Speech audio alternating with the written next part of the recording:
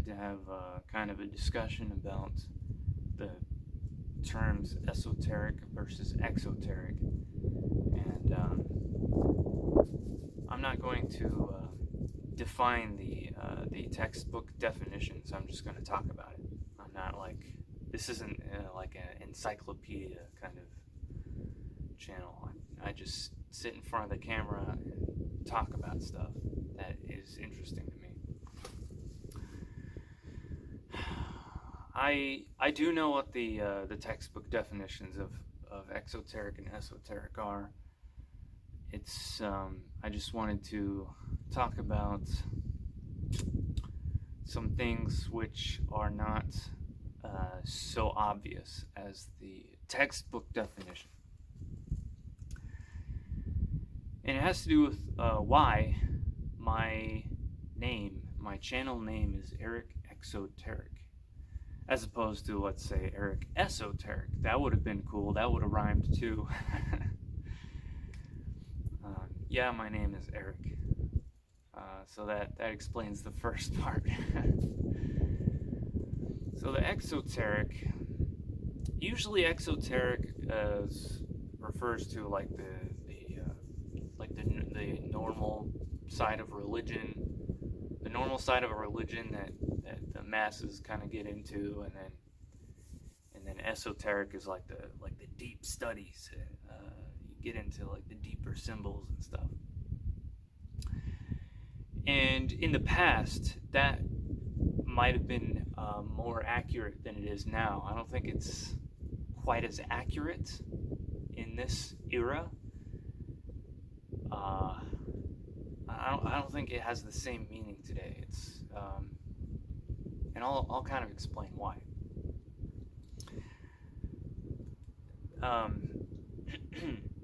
Basically, I want to teach. I want to teach the fundamental kind of knowledge. Well, I want to understand it and teach it as best as I can, because a number of years ago, when I started to get interested in the occult, I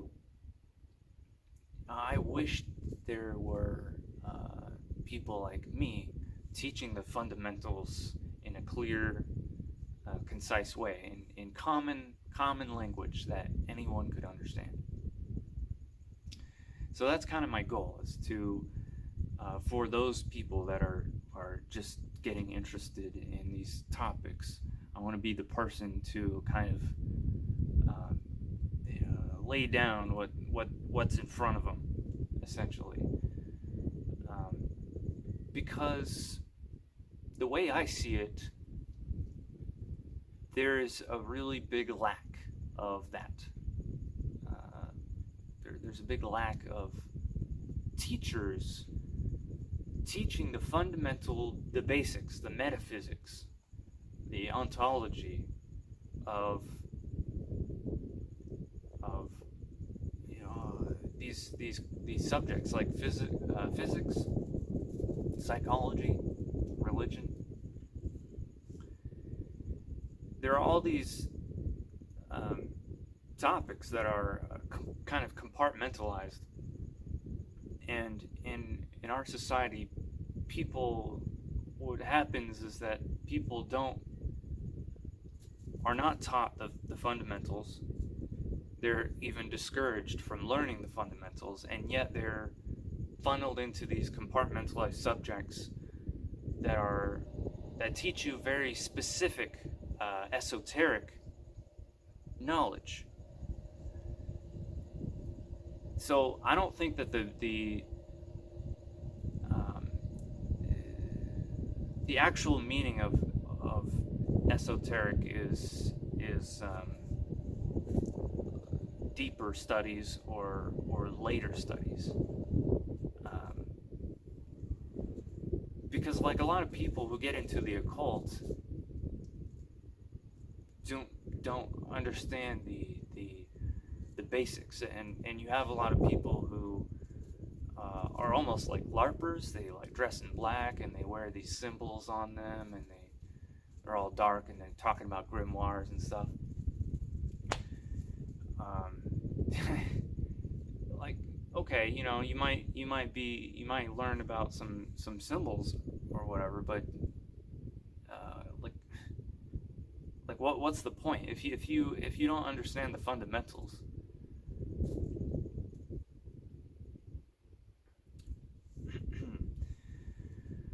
kind of going rambling on here because I don't script. I don't read off of a script.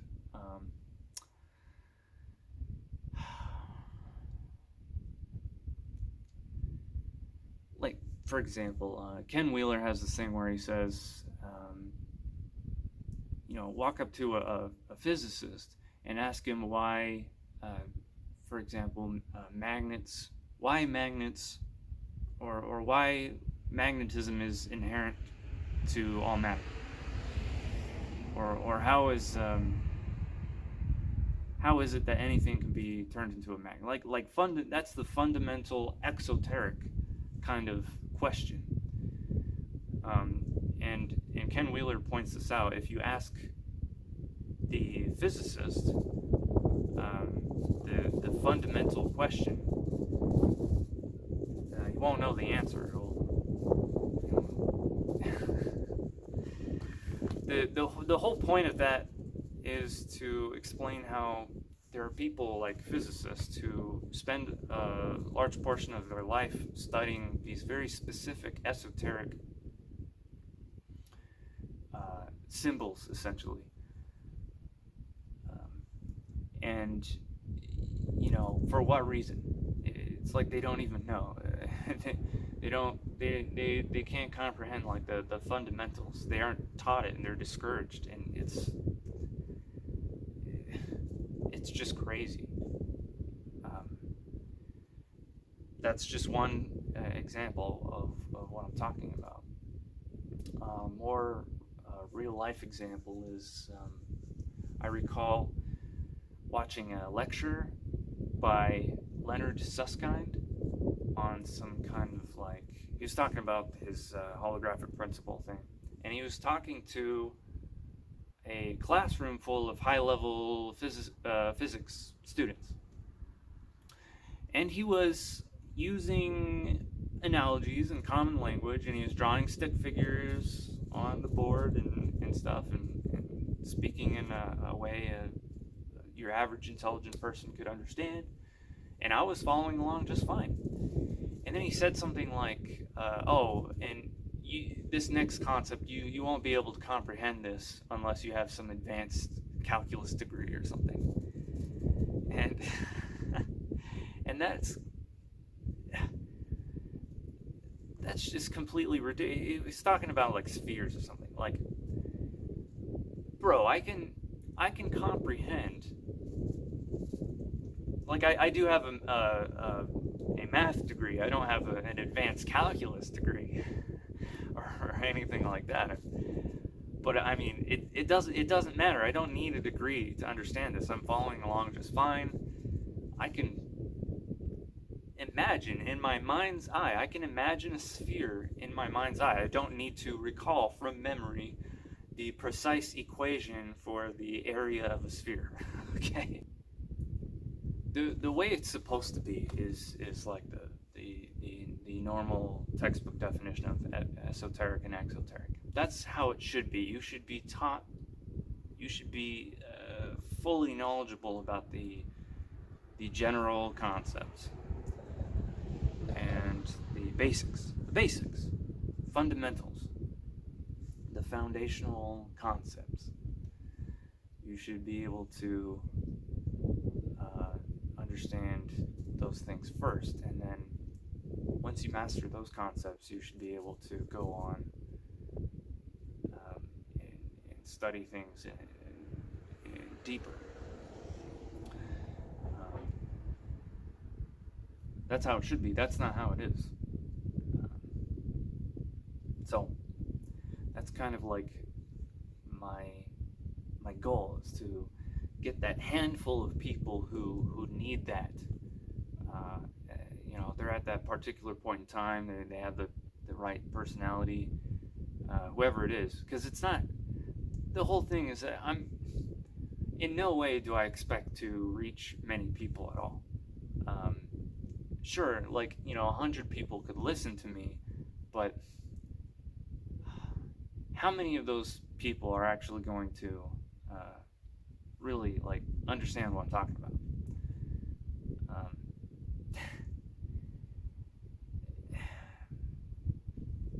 Because most of everyone has their own role. Everyone has their strengths and weaknesses, and at least half of the population are just people that don't really learn anything. To be perfectly blunt, it's really the people who have a natural inclination to want to learn things, have a sincere desire to understand the world around them, and who want to absorb information.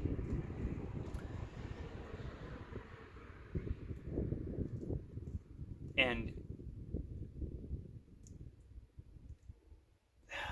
mostly this message is directed towards INTJs and INTPs. An INTJ, for example, has the natural inclination to absorb and regurgitate an endless supply of tidbits of trivia, of data, and to become really in control of your own mind, INTJs, you must adopt the mindset of an INTP. To have a more philosophical mindset, which would require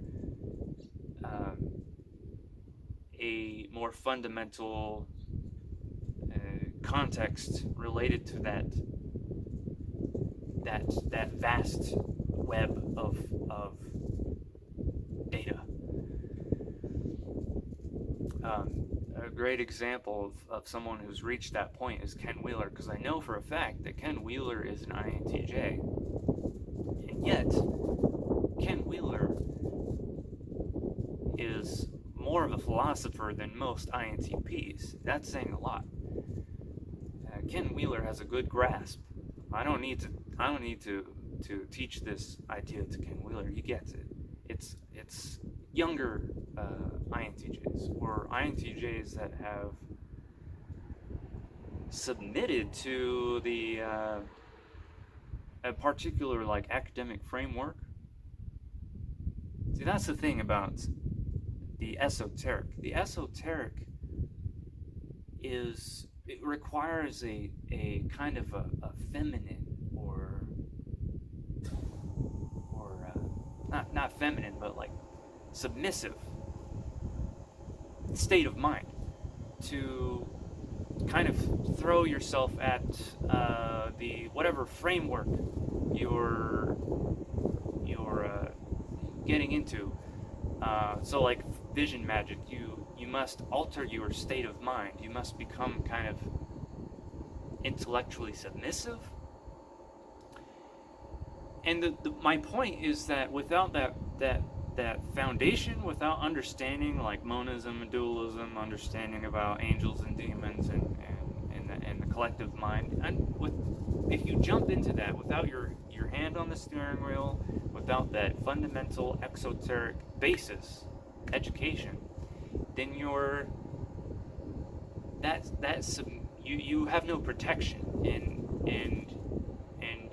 you're at risk of becoming kind of like a slave. You're not really in control. And so when Leonard Susskind, when he was saying, oh, you need this advanced degree or you won't understand, he's another INTJ, but he has, that kind of shows the kind of slave mentality that shows that he's never really gotten that fundamental occult education. Being an atomist and saying that you need to you know, these people won't understand because they don't know the right symbols. um, so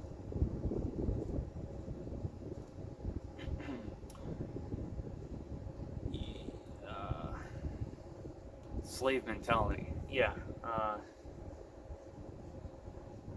There are a lot of slaves in the kind of intellectual slaves because of this system that we have in academia. There are a lot of they're basically cogs in a machine. You go into academia thinking that, oh, you know, you're so smart, you can do all this math and stuff, and all the while you're being discouraged from learning any kind of philosophy or fundamental knowledge. You're actually discouraged actively. And yeah, okay, they assign you to, okay, do this equation, do this job, do this task for us. And you get to feel all smart and stuff because you know how to do the symbols in the right way, and that's precious and all. But the people that run the framework, that particular framework, are not of the same mind. They are not the slaves. They're the masters. They are a good proof of this is, like, take CERN for example. CERN and they do particle colliding stuff. They do a lot of math and, you know, a lot of boring stuff like that. They put on these plays, these weird kind of plays, and these plays have a lot of symbolism in them. These plays are written by people who have that fundamental, that exoteric education. Okay? And do you think any of these really smart, intelligent math people, do you think those people know what the hell's going on in these plays? No, they have no freaking idea.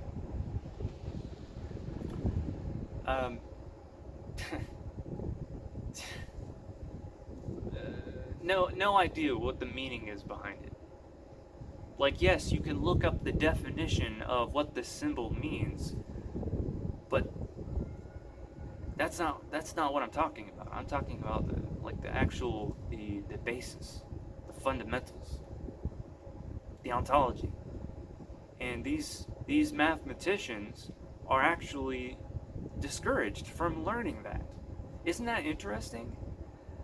That is the literal definition of a cog in a machine. They're literally just cogs in a machine. I mean, they're very intelligent people, obviously. There are many intelligent people out there who have done great things, but ultimately they're just kind of slaves to they're very submissive and slavish.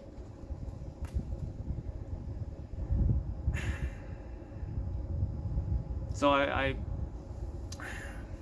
yeah, and the people that run things, they have this idea that they need to keep things secret. Like, let's say if you have an organization, a secret organization that has like really high-tech military planes or something that has anti-gravity, some cool stuff like anti-gravity, okay? To be able to understand how to create, invent, or build or maintain some kind of anti-gravity, some kind of crazy sci-fi technology, you need to have some understanding you need to be more than just the cog in the machine. You need to they need people that can do more than just do the equation. They need people that understand really what's going on generally, and that requires this exoteric, this education in the basics. foundations.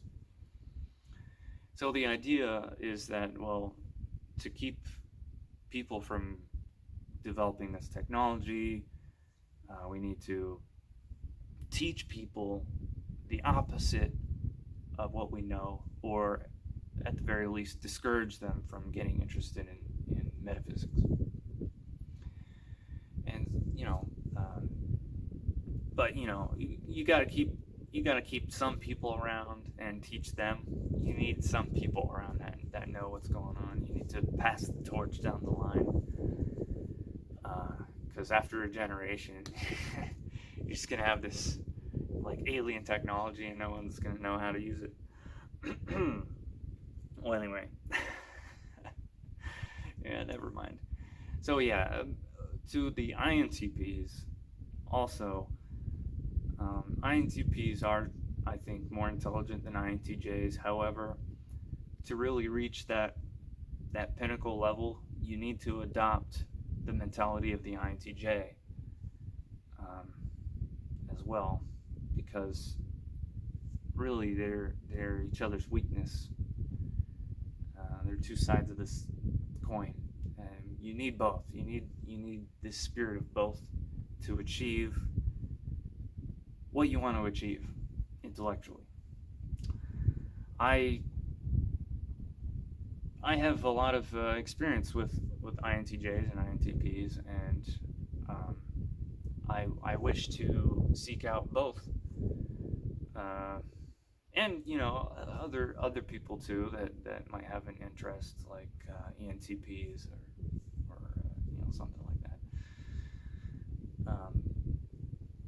But generally, those are really the only types of people that I can really expect to really reach. The whole concept of needing to keep things secret is, I don't know if I really believe that, because it seems like the people who have the intellect or motivation or desire to learn something they seem like the people who are sincere enough